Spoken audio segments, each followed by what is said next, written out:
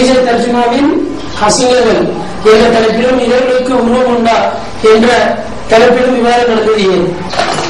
இப்பொழுது சகோதரர் கேள்வி வச்சாங்க. சென்னையில போன வருடம் விவாதம் நடந்தது. 4 தலைப்புகள் நடந்தது. அதுல 2 தலைப்பை உங்க சுட்டி காட்டி இந்த தலைப்புகளில் ஏன் விவாதம் நடந்தது அப்படிங்கிற கேள்வியை தான் வச்சிருக்கிறாங்க. அது அவங்க சொன்ன விவாத தலைப்பு 2. ஒன்று பிஜே தர்ஜமாவின் அசிங்கங்கள் அப்படின்னு ஒரு தலைப்புங்க. இன்னொன்னு இறைவனுக்கு உருவம் உண்டா அப்படின்னு ஒரு தலைப்பு. இந்த 2 தலைப்பையும் விவாதம் செய்யப்பட்டது அப்படின்னு கேட்டா இவங்க இந்த திருக்குர்ஆன் அப்படின்னு சொல்லி தர்ஜமாவும் ஒண்ணு எழுதியிருக்கிறாங்க. அதுல அந்த டிஎன்டிஜே சார்பாக அதை வெளியிட்டிருக்கிறாங்க. அந்த நம்ம யாரோட விவாதம் பண்ணமோ அவங்க தான் அதை எழுதியிருக்கிறாரு. அதுல சில அசிங்கமான கருத்துக்களை நிறைய எழுதியிருக்கிறாங்க. 1 அல்ல 2 அல்ல. அசிங்கம்ங்கிறது பல வகை இருக்குது. கொள்கை ரீதியான அசிங்கமும் இருக்குது, நடைமுறை சம்பந்தப்பட்ட அசிங்கமும் இருக்குது. நடைமுறை சம்பந்தப்பட்ட அசிங்கமும் எடுத்துக்கிட்டாக்கா எந்த அளவுக்கு அவரு குர்ஆன் வசனத்தை ஆதாரமா காட்டி ஒரு அசிங்கத்தை அரங்கேற்றாரு. அந்த அரங்கத்துக்கு குர்ஆன் வசனத்தை ஆதாரம் காட்டாது. எப்படி கேட்டா ஒரு குடும்பத்தில் இருக்கக்கூடியவங்க ஆம்பளை பொம்பளை இன்னொரு குடும்பத்தை சார்ந்த அவங்க அந்நியாய குடும்பம் தான் ஆண்கள் பெண்கள் எல்லாம் ஒன்னா சேர்ந்து உட்கார்ந்து சாப்பிடலாம். அப்ப இவர் ஒரு ஆண்டு இருக்கிறாரு, அவரோட மனைவிக்கு பக்கத்துல அவங்க நண்பர் உட்கார்ந்து இருக்கலாம், நண்பர்கள் மனைவிக்கு பார்த்து இவரு உட்கார்ந்து இருக்காரு, எல்லாம் சேர்ந்து உட்கார்ந்து சாப்பிடலாம் அப்படின்னு இருக்கிறாரு. இதே எவ்வளவு அசிங்கம். ஏன்னா குர்ஆன்ல அல்லாஹ் தஆலா தனித்து சாப்பிடலாம் கூட்டமா சேர்ந்து சாப்பிடலாம் நல்லா சொல்லி காட்டானே தவிர அந்த கூட்டமா அப்படின்னு ஈரனை வருவிட்டாருன்னா ஆண்கள் பெண்கள் எல்லாம் கலந்து சாப்பிடலாம் எழுதி வச்சிருக்கிறாரு. அப்ப அங்கே நினைப்பு கூட நம்ம சில வீடுகள்லாம் ரொம்ப விதமா போவோம், கூட்டா தான் சாப்பிடுவோம், ஆண்களா சேர்ந்து கூட்டா சாப்பிடுவோம். அப்படின்னு பெண்களா சேர்ந்து அவங்க கூட்டா சாப்பிடுவாங்க. நம்ம நண்பர்கள் மற்றவங்க கூட்டா சாப்பிடுவோம். இப்படித்தான் இவரும் சொல்லி காட்டானே தவிர ஆனா அந்த தர்ஜமாவுல மேற்கத்திய கலாச்சாரத்துடைய அந்த மேற்கத்திய கலாச்சாரம் பண்பாடு நாளுமா அவங்களுக்கு கிடையாது, சட்டத்துல கிடைக்காது. இவங்க மனைக்கு போது அவங்க உட்கார்ந்து வருவான், அவங்க மனைக்கு இவங்க உட்கார்ந்து வருவான். இந்த மேற்கத்திய கலாச்சாரம் தான் இவரை மாற்றுங்கிற பேரை எழுதியிருக்கிறாரு. அதுக்கும் சம்பந்தமே இல்லாத அல்லாத வசனத்தை இவர் ஆதாரமா காட்டி இருக்கிறாரு. அதனாலதான் நம்ம பாகம் பண்ணோம். இது உதாரணத்துக்கு சொல்ல இதே இருக்குதுன்னா எந்த ஒரு தனி மனிதனும் இஸ்லாமியில விட்டுருங்க, வேறு சமூகத்தில் இருக்கக்கூடிய எந்த ஒரு தனி மனிதன் கூட இந்த ஒரு அனாச்சாரத்தை இவர் விரும்பவே மாட்டான், இந்த ஒரு ஆபாசத்தை விரும்ப மாட்டான். இது ஒரு பெரிய ஆபாசம். இது அப்ப எந்த ஒரு தனி மனிதனும் இஸ்லாமியன் அல்லாதவனே விரும்ப மாட்டாங்க பொழுது ஆனா இஸ்லாமே சொல்லிக்கிட்டு குர்ஆனை ஆதாரம் காட்டி இந்த அசிங்கத்துக்கு குர்ஆன் ஆதாரமா குர்ஆன்ங்கிறது எவ்வளவு உயர்ந்தது, உலகத்துல மக்கள் எல்லாம் எவ்வளவு பாராட்டுறாங்க, உயர்ந்த வேதங்களை ஏற்றுக்கொள்றாங்க. அப்படிப்பட்ட கருத்தாதான் இருக்குது. ஆனா ஒரு கீழ்த்தரமான ஒரு சட்டத்திற்கு குர்ஆன் தான் சொல்லுதுன்னு சொல்லி குர்ஆனுடைய மகிமையை குறைப்படுத்துகிற இந்த யூதத்தனமான இந்த செயலை தான் அவங்க செஞ்சிருக்கிறாங்க தர்ஜுமாங்கிற பேரில். அதனாலதான் நம்ம அந்த விவாதத்தை நடத்தணும்.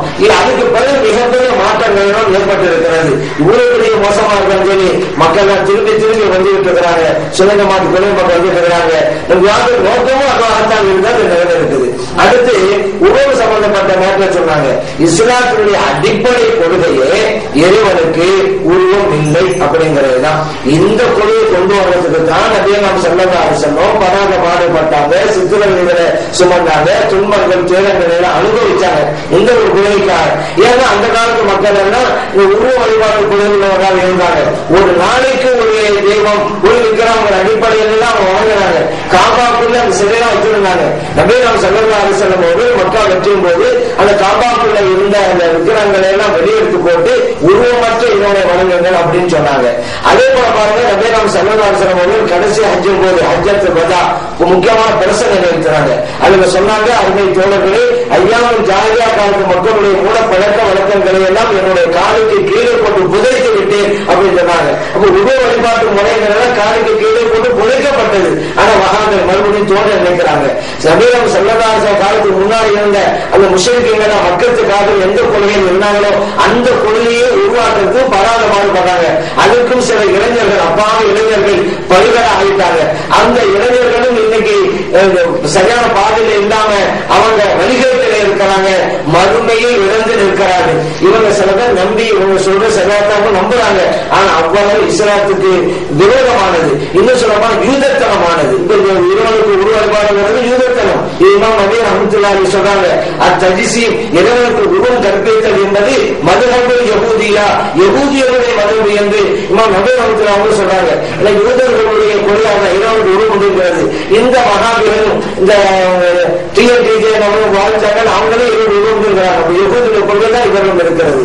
இன்னும் சொல்ல போனா இவர்கள் இறைவனுக்கு உருவம் கற்பித்து தங்களுடைய ஈமானை இழந்திருக்கிறார்கள். இஸ்லாமிய வட்டத்தை விட்டு வெளியேறிவிட்டாங்க. ஏன் புரிவாங்க உருவம் சொன்னா எல்லாத்தையும் தப்பு தப்பா புரியாத மாதிரி இதை தப்பு தப்பா புரியாங்க. முன்னாடி நான் சொன்னேன், ஆண்கள் பெண்கள் அது அந்நியார்களா அந்நிய பெண்களா இருந்தாலும் ஒன்னா உட்காரலாம், இவன் அவங்க மனைவிக்கு படுத்தா பாருலாம், அவன் இவங்களை படுத்துக்கலாம், எல்லாம் சோறுக்கலாம் அப்படின்னு சொல்லி குரான் வசனத்தை ஆதாரம் காட்டாங்க என்ற ஒரு கீழ்த்தனமாக. அதே போலதான் இறைவனுக்கு உருவம் அப்படிங்கிற பாரம்பரியமான விஷயத்துக்கு கூட அல்லாஹ் வசனத்தை ஆழமா காட்டாங்க. அல்லாஹ் சொல்லி காட்டினான் குரானில, எனக்கு கை உண்டு, எனக்கு முகம் உண்டு, எனக்கு கண் உண்டு எல்லாம் சொல்லி காட்ட இலக்கிய அடிப்படையில் சொல்லப்படுது. குர்ஆனை அறிஞராக இருந்தால் இலக்கியம் தெரிந்திருக்க வேண்டும், இலக்கணமும் தெரிந்திருக்க வேண்டும். ஆனா இந்த ரெண்டுக்கும் வாழ்ந்தவர்கள் சம்பந்தமே இல்லை. அதனாலதான் தப்பு தப்பாங்க, இலக்கணமும் தெரியாது இலக்கியமும் தெரியாது. இலக்கிய அடிப்படையில் என்ன சொல்லி காட்டலாம், தபாரக்கல்லதி பியதிஹில் இறைவனுடைய கையில் தான் அரசாட்சி இருக்கிறது. அப்ப இங்கே ஆற்றல், அரசு, அதிகாரம் அப்படின்னு அர்த்தம். நம்ம கூட தமிழ கூட சொல்லுவோம்ல, உதாரணத்துக்கு சொல்லுவோம், மன்னர் ஹாரூன் ரஷீதுடைய கையிலே தான் ஒரு காலத்திலே பக்தாத் மாநகரம் இருந்தது அப்படின்னு நம்ம சொல்றோம். அப்ப இந்த நேரத்தில் பக்தாத் மாநகரத்தை ஹாரூன் ரஷீது கையில வச்சு தூக்கிட்டு இருந்தாங்க அப்படின்னு அர்த்தம் கிடையாது. அவருடைய அரசாட்சியில் இருந்தது சொல்றோம். இது இலக்கியம். இதே போல இலக்கியப்படியாக அல்லாஹ் குர்ஆன்ல பேசலாம். அதே போல நம்ம சொல்றோம், உன் முகத்துக்காக தான் நான் பார்க்கிறேன், இல்லைன்னாக்கா நான் யாருக்காக செய்ய மாட்டேன் அப்படின்னு ஒரு ஆள் சொல்லுவாரு. உன் முகத்துக்காக தான் பார்க்கிறேன் அப்படின்னு அர்த்தம், உனக்காக பார்க்கிறேன் அப்படின்னு தான் அர்த்தம். தவிர உன் முகத்துக்காக தான் பார்க்கிறேன், உன் கைக்கா பார்க்கிறேன், உன் காலுக்கா பார்க்கிறேன் அர்த்தம். உன் முகத்துல பார்க்க உனக்கா பார்க்கிறேன். இதைத்தான் அல்லாஹ் குர்ஆன்ல குல்லு மன் அலைஹா ஃபான், எல்லாமே அழிஞ்சு போயிடும் உலகத்தில் இருக்கிறது. வயபுக்கா வஜ்ஹு ரப்பிக்க, உங்க ரப்பனுடைய முகம் மட்டும் இருக்கும் அப்படின்னு அல்லாஹ் சொல்றான். அதுல முகம் தான் அல்லாஹ் சொல்லிட்டாங்க அப்படிங்கிறாங்க. ஆனா அவங்க சொன்ன மாதிரி முகம் தாச்ச எவ்வளவு பெரிய விபரீதமான கருத்தாக ஏற்படும். உதாரணத்துக்கு எல்லாம் அழிஞ்சு போகும், உங்க ரப்பனுடைய முகம் மட்டும் இருக்கும் அப்படின்னு சொல்லி முகத்துக்கு முகம் தான் அர்த்தம் வச்சுட்டா அவங்க கொள்கை பிரகாரம், அவங்க கொள்கை பிரகாரம் இவனோட கையுல இருக்குது, இவனுடைய காலுல இருக்குது. அப்ப இவனுடைய கையும் அழிஞ்சுக்கும், இவனுடைய காலும் அழிஞ்சுக்கும், இவனுடைய முகம் மட்டும் இருக்குன்னு அவங்க இருப்போம். முகத்துக்கு முகம் தான் அர்த்தம் வச்சா அப்ப இவனுடைய கைகள் கால்கள் எல்லாம் அழிஞ்சுவோம் அர்த்தம். எவ்வளவு விபரீதம் முடிவான காலத்து அல்லாத அழிஞ்சுப்பான்னு சொல்றாங்க. அல்லாஹ் முழுமையா அறிய மாட்டான், அவருடைய பகுதி அழிஞ்சோட முகம் மட்டும் இருக்கும். அப்படி இவங்க இஸ்லாம் வட்டத்தில் இருக்க முடியுமா? இப்ப நம்ம இமாம்களே கொடுக்குறாங்க, முகம் என்றால் இவருடைய லாத்து, அவருடைய உள்ளமை எல்லாம் அழிந்து போகும், அல்லாஹ்வுடைய உள்ளமை மட்டும் நிலைத்திருக்கும். இது அழகான கருத்து. இப்ப நம்ம நடைமுறையில கூட முகம்ங்கிறத உங்க முகத்துல பார்க்கிறதா உங்களுக்காக பார்க்கிறேன். அப்ப உங்களுடைய டாக்டர் தான் நம்ம நாடுறோம், அவங்களுடைய உள்ளமையை தான் நம்ம நாடுறோம். அதன் அடிப்படையில் தான் சொல்லப்பட்டது. அதே இரவு கண் அப்படின்னு சொன்னா இரவோட கண்காணிப்பு நம்ம கூட சொல்றேன், இந்தாப்பா என் கண்ணை வந்து தப்பிட முடியாது, அப்புறம் கண்ணை வந்து போனா என் கண்காணிப்பு தப்பிட முடியாது. இதெல்லாம் இலக்கியங்கள். அது இலக்கியம் தெரிஞ்சுக்கிட்டு குர்ஆன் ஆகணும். ஆனா இலக்கியம் தெரியாதனாலதான் கண்ணுக்கு கண்ணு, காதுக்கு காது, கைக்கு கை அர்த்தம் வச்சாங்க. அப்படி அர்த்தம் வச்சா விபரீதம் ஏற்படுங்கிறத நம்ம சொல்லி தெரிய தேவையில்லை.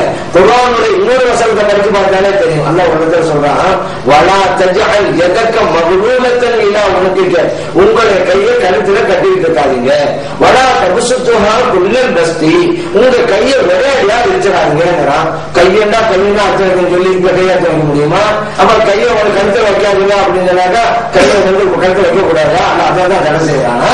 இல்ல, ஒரே இருக்கக்கூடாதுங்கிறான். கை இருக்கக்கூடாதா? அண்ணன் இருக்கக்கூடாதுன்னு சொல்றான். நம்ம கைக்கு கையில அர்த்தம் வச்சிருவோமா? நம்ம கையை இருக்கக்கூடாதுனால எப்படி உதவி செய்யறது, எப்படி வணங்குறது, எப்படி சாப்பிடுறது, எப்படி வேலை செய்யறது? அப்ப இது அந்த இலக்கியம். நீ கையை கழுத்துல கட்டாதன்னு சொன்னா நீ கெஞ்சனா இருக்காத, ஒரே விரிச்சிடாதன்னு சொன்னா கொடுக்கிற பேர்ல இருக்கிறதா கொடுத்தபடி நீ கஷ்டப்படாத. இலக்கியமா பேசுகிறான். இதுவெல்லாம் புரியுதுல. இலக்கிய அடிப்படை புரிய வேண்டியத பாரதூரமாக அல்லாஹ்வுக்கு உருவம் கற்பித்து ஈமானை இழந்து இருக்கிறார்கள். எப்ப இறைவனுக்கு உருவம்னு அவங்க சொன்னாங்களோ இஸ்லாமிய வட்டத்தை விட்டு அவங்க வெளியேறிட்டாங்க. அப்படிங்கிறத நம்ம புரிந்து கொள்ளாங்க. அதே போல இறைவனுக்கு உருவம் உண்டு அப்படின்னு சொல்லி அது அபிஷேகத்தை உட்கார்ந்து இருக்கிறான். இறைவன் வந்து அபிஷேகம் கொண்டு வச்சு விட்டாங்க. அப்ப இறைவன் உலகத்துல இருக்கிறான். அல்லாஹ் குர்ஆன்ல சொல்லும் பொழுது ஓவியமாக்கும் அயனமாக்கும், நீங்கள் எங்க இருந்தாலும் இவங்க கூட இருக்கிறான். அயனமாக்கு வந்து பசம் வகிவுண்டா, நீங்க எங்க நோக்கினாலும் அங்கே இறைவனை என்னத்தான் நீங்க பாக்குறீங்க. வக்காலல்லாஹு பிக்குல்லி ஷைஇன் முஹீத்தா, எல்லா பொருளையும் சூழ்ந்துள்ளார் என்று குர்ஆன்ல பல்வேறு வசனங்கள் அப்படி சொல்லப்படுது. நஹ்னு அக்ரபு இலைஹி மின் ஹப்லில் வரீத், மனிதர்கள் உயிர்நாளின் நடப்பை விட நாம் அருகிலே இருக்கிறோம் என்றெல்லாம் வசனம் சொல்லி காட்டுது. இப்படிப்பட்ட இறைவனை அர்ஷில் கொண்டு போய் தூக்கி வச்சு விட்டாங்க. யாரு? இந்த வஹாபியனா. அவங்க ஒரு உருவத்தை கொடுத்து அவன் அங்க போய் உட்கார்ந்துட்டு இருக்கான் அப்படின்னு ஆக்கி விட்டாங்களா?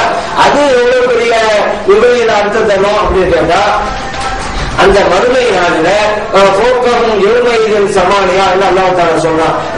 அரிச 8 மலக்கள் சேர்ந்து தூக்குவார்கள் என்று அல்லாஹ் குர்ஆன்ல சொல்றான். இந்த வஹாபி எல்லாம் அல்லாஹ் வந்து அந்த அரிசை கொண்டு போய் உட்கார வச்சுட்டாங்க. அந்த அரிசை 8 மலக்குமார்கள் தூக்குறாங்கன்னா, அப்ப 8 மலக்கள் சேர்ந்து அல்லாஹ்வை சேர்ந்து சொல்லி தூக்கிறாங்க. அப்ப அல்லாஹ் தூக்க முடியும் அப்படிங்கறது உங்களுக்கு கூட இருந்துருக்கு. இது சரியாகுமா? யோசிச்சு பாருங்க. எப்படி சரியாகும்? அல்லாஹ் அப்ப அல்லாஹ்வுடைய எடையே அவ்வளவுதான். மகான்கள் சொல்லிக்கிறாங்க, அல்லாஹ்வுடைய வெயிட் 8 மடங்கு சேர்ந்தா தூக்கலாம் அப்படிங்கிறது. ஏன்னா குர்ஆன் பரவாயில்ல. இப்படி விபரீதமான கருத்துக்களை தான் தௌஹீதுங்கிற பேரில, ஏகத்துவ பேரில ஷிர்க்கை நுழைத்துக் கொண்டிருக்கிறார்கள். யஹூதிகளுடைய அந்த தவறான மதமுடைய கருத்துக்களை எல்லாம் அவர்கள் நினைத்துக் கொண்டிருக்கிறார்கள் என்பது உண்மை. இந்த மக்களுக்கு இவர்களை இப்ப அடையாளம் காட்டுங்கனால இந்த தலைப்பை நம்ம மேற்கொண்டோம். காரணம் என்ன? நாங்க தான் தௌஹீது அப்படின்னு சொல்லி போலி தௌஹீத போதிக்கிறாங்க. அப்ப மக்கள் இந்த தௌஹீத் ஏமாந்துதான் இவர்கள் யார் என்பதை அந்த சமூகத்தில் அடையாளம் காட்டுவதற்காக தான் அவங்க உட்கார வச்சு இந்த தலைப்பை பேசணும். இந்த தலைப்பை பேசின பிறகு எவ்வளவு அவங்க எழுதாது அவர்கள் ஆதாரம் என்ன? இந்த 23 தலைப்பை பேச முடிஞ்ச உடனே அவங்க அறிவிப்பு செய்யறாரு அவருடைய வெப்சைட்ல. என்னன்னு கேட்டா, 6 மாதங்களுக்கு யாரும் என்னோடு எந்த தொடர்பு வைத்துக் கொள்ள வேண்டாம். காரணம், இருவருக்கு உபம் உண்டாகிற விஷயத்துல நான் ரிசர்ச் பண்ண போறேன். இனிமே நான் எந்த ஒரு புதிய கூட்டத்திலும் நான் கலந்து கொள்ள மாட்டேன்.